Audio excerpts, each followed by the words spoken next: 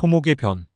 중국 명나라 5대 황제 영종은 9세의 어린 나이로 황제에 올랐기 때문에 선임 황제의 뜻에 따라 처음에는 그의 할머니 태왕태후 장씨가 섭정하였다. 장씨가 죽은 후 영종은 황태자 시절 그의 스승이었던 황관 왕진을 중용한다. 영종이 왕진을 지나치게 신임했기 때문에 명나라는 곧 황관 왕진의 손아귀에 노란하게 된다. 왕진은 자기를 비판하는 관리의 팔다리를 잘라 죽이고 복종하지 않는 관리나 학자는 좌천시켰다. 한편 이 당시 몽고의 일족인 오이라트는 명나라의 말을 조공으로 바치고 있었다. 형식상은 조공이었지만 오이라트와 충돌을 피하기 위해 조공 형식으로 바치는 말을 명나라가 손해를 보면서 사주는 것이었다. 1448년 오이라트는 조공사절단으로 2500명을 보낸다고 명예 통보했다. 하지만 실제로는 이보다 훨씬 적은 인원이 찾아왔다. 명에서도 이를 알면서도 묵인하는 것이 관례였는데, 그런데 당시 정권을 잡고 있었던 왕진은 실제로 온 숫자만큼만 상금을 내리고 그들이 가져와서 부른 말값도 5분지 1만 계산해 주었다. 오이라트는 분노하여 대군을 몰아 명나라를 침공했다. 군사 요충지 대동이 쉽게 함락되고 명나라의 방어선이 붕괴되어 버렸다. 변경 지역에 국방이 공백이 생긴 데다가 수도 북경이 오이라트의 공세에 노출된 아주 위험한 상황이 되어버렸다. 놀란 왕진은 대책을 모의하며 황제 정통제에게 친정을 건의한다. 반면 병부상서와 호부상서는 끝까지 친정을 만류하다 왕진에게 모함을 당해 처벌을 당하고 만다. 정통제는 결국 왕진의 뜻대로 친히 50만 대군을 이끌고 오이라트족을 벌하기 위해 북경을 나섰다. 정통제는 군 지휘를 총애하던 황관 왕진에게 맡겼고 전투에 별 도움이 되지 않을 문신과 귀족들을 다수 동행시켜 군대의 능력을 제대로 발휘할 수 없는 꼴이 되어버렸다. 군대를 지휘해본 경험과 능력이 없던 정통제와 왕진이 지휘권을 휘두르다 보니 전장으로 행군하는 것부터 비효율적으로 늘어져 병사들의 피로만 누적되었다.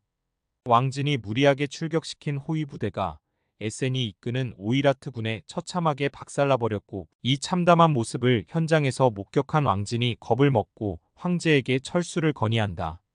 그런데 철수 경로에 자신의 고향 지역이 포함된 것을 안 왕진이 자기 고향에 피해가 된다며 먼 길을 돌아가게 하는 바람에 철수가 늦어지는 와중에 정통제의 피로가 심하여 토목보에 일단 머물러야 했다.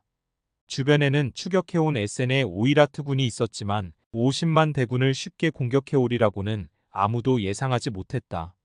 토목보는 전선에 설치된 작은 성으로 많은 병사와 병마들이 마실 만한 물과 대군을 보호할 만한 방어시설이 부족한 곳이었다. 물도 없는 곳에 고립된 명나라군은 점차 피폐해지다가 에센군의 기습 공격에 전면 붕괴하여 수많은 명나라 장수들이 전사했으며, 황제 정통제는 에센의 포로가 되는 창극이 벌어진다. 이것을 토목보의 치욕 혹은 토목의 변이라고 부른다. 황관 왕진은 이 와중에도 신하들의 충고를 무시하는 등 전행을 일삼다가 황제 호위 장교에게 피살당한다. 이들의 패전 소식은 북경 조정에 큰 충격을 주었고 난경 천도설이 나왔지만 병부시랑 우겸이 남쪽으로 도망하여 멸망한 송나라의 예를 못 보았느냐며 북경은 천리이므로 사수하여야 한다라고 강력히 주장하여 조정을 안정시켰다. 황제를 포로로 잡은 오이라트의 에센은 유리한 조건으로 황제를 송환하려고 하였으나 명나라에서는 경태제를 세우고 정통제를 상황으로 삼았다. 에센은 노하여 명나라에 재차 침입하여 북경을 포위하였으나 명나라는 끝내 굴하지 않았으므로 에센은 많은 피해를 입고 퇴각한다.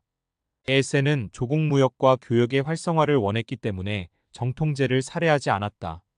1450년 포로로 잡은 영종이 협상에 아무런 영향을 주지 못하자 아무런 조건 없이 명나라 조정에 송환했다.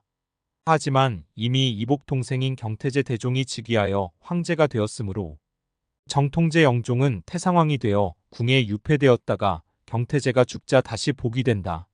한편 토목의 변 이후 황관 왕진의 죄상을 물어 그 일파를 모조리 죽이고 재산을 몰수하니 그의 집에서 금과 은으로 가득 찬 60여 채의 창고가 발견되었다.